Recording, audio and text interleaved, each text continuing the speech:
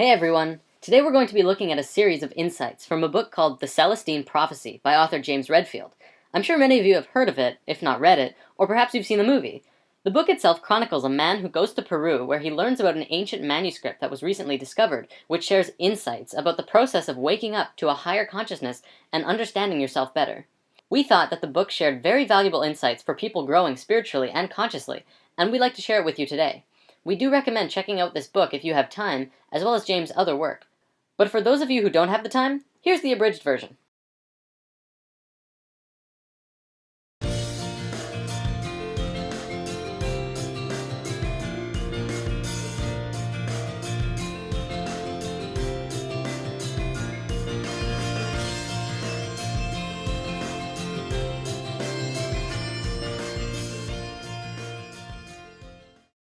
The first insight!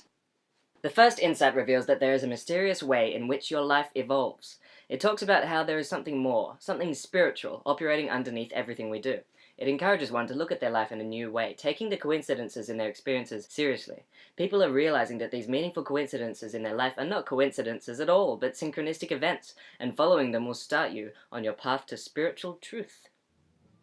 The second insight. The second insight reveals that we are all in the process of constructing a new perception of the world that we live in. The first half of the millennium was controlled by the church, which interpreted spirituality for the people, passed down doctrine, restricted our beliefs, and controlled the avenues of power. It put one in a specific place within society, and humankind at the center of the universe in a battle of good and evil. These beliefs gave meaning to life, but they were challenged during the Renaissance and Reformation. From there, humans took to science to discover the meaning of life. Of course, science wasn't able to figure it out right off the bat, so in the meantime, we turned our attention to increasing material comfort while our adventurers and scientists searched for the meaning of life. Now, as we start a new century, we have lost touch with all meaning to life, but have achieved the material comfort that we sought after. People are beginning to wake up and realize the state of the world, and we're beginning to look inward at ourselves. It's time for us to reconnect with life's ultimate purpose. The third insight. The third insight begins a new view of life. It describes a new understanding of the universe as being made entirely of energy, and not only that, but an energy that responds to how we think. This energy is malleable to human intention, and expectation can be consciously caused to flow out into the world and affect other energy systems. Interactions between energy systems, including humans, involves a blending, depletion, or absorption of energy. The insight teaches how to observe this energy through an enhanced, heightened sensitivity to beauty. Beauty is on the same wavelength as this invisible energy, and by being in tune to the beauty in nature or even in others, we can begin to tune into the energy fields. The insight talks about perceiving auras in a specific way, as seeing energy fields around individuals or nature in certain colors. I want to point out that not everyone will see auras and energy fields in the same way. Some will feel into them, feel what others are emitting by being around them. Some people will see them, but not everyone will see colors either. You might just see a white glow, or you could even see a swirly field, or nothing at all. Remember that everything is frequency, and ultimately, it will depend on what frequency you are picking up and tuning into. Only a small part of the electromagnetic spectrum is the colorful aura that is described in the third insight. The fourth insight. The fourth insight points out that we as humans have been unconsciously competing for this particular energy that flows between people. We draw it from each other and protect ourselves from others attempting to draw it from us. This can lead to some nasty interactions in which we humans will age each other in the competition for energy. The fifth insight! This insight reveals that competition for energy is unnecessary because subtle energy exists in abundance. You can draw in energy from the infinite universe and fill yourself up with a sense of love. When we give our love to something, we create an energetic current that energizes ourselves as well as the object of our love. A quote from the book best describes this as, "Love is not an intellectual concept or moral imperative or anything else. It is a background emotion that exists when one is connected to the energy available in the universe," which of course is the energy of God. Being in love is the most hedonistic thing you can do. The sixth insight. In order to be in a state of love with the world, we have to let go of old patterns of behavior we developed to take energy from others.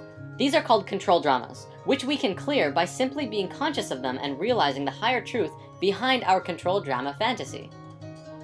There are 4 control dramas. 2 are actively demanding energy, and 2 are passively creating conditions in which energy is sent. Active control dramas include intimidation and interrogation. asking questions, and then picking apart the answers. Passive control dramas include aloofness, creating an air of mystery that entices others to send energy, and the poor me control drama, creating a sense that if others don't provide energy, something awful will happen to the individual.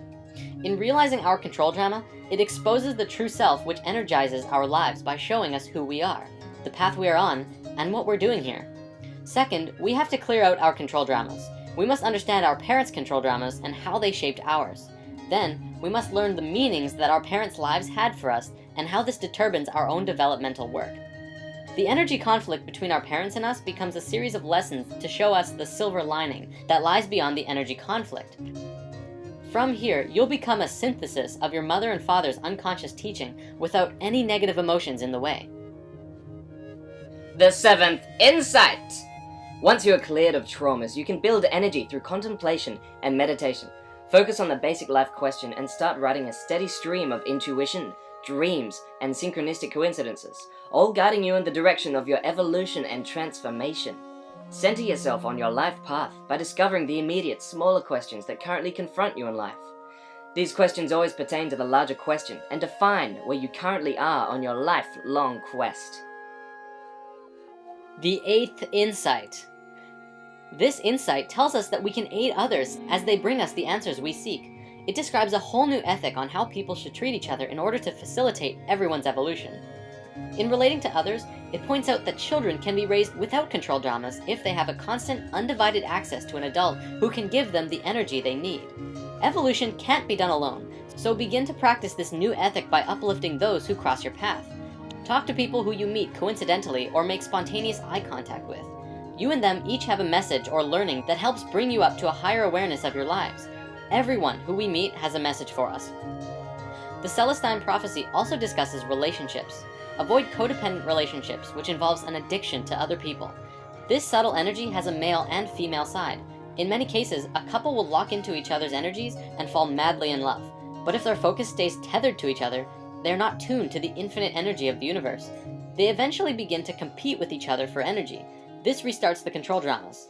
This is the falling in love and out of love phenomenon. This prophecy calls for people to be whole before connecting with another. Connecting with another in this way, together you will create a super person. The ninth insight. The ninth and final insight is about conscious evolution.